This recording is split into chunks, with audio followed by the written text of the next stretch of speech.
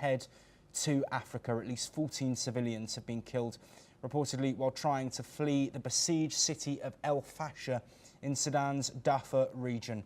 According to a rights group, the attack was carried out by paramilitary fighters from the Rapid Support Forces just days after they had promised safe passage for those wanting to escape.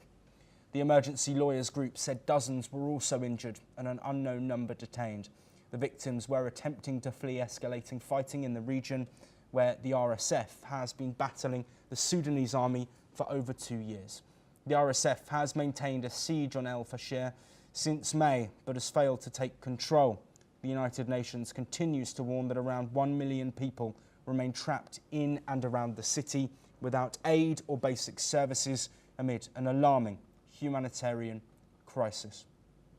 Well, joining us to provide some more insights on this situation, it is my colleague, anchor and correspondent Thomas Porteous, who joins us live from the newsroom. Thomas, some concerning reports coming out of this region. What more can you tell us?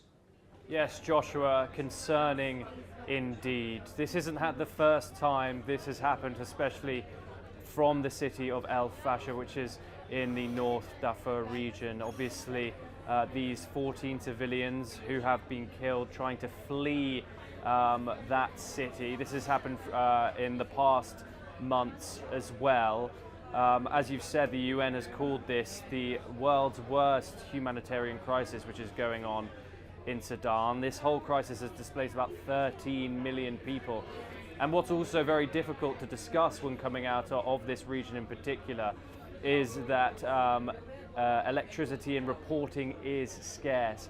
So record keeping when it comes to this conflict is not as accurate as other conflicts, especially that of in Europe and in the Middle East. However, Joshua, as we can see from the statistics here, 14 civilians have been killed. And to give you a bit of background, there's about 150,000 people have been killed in this conflict.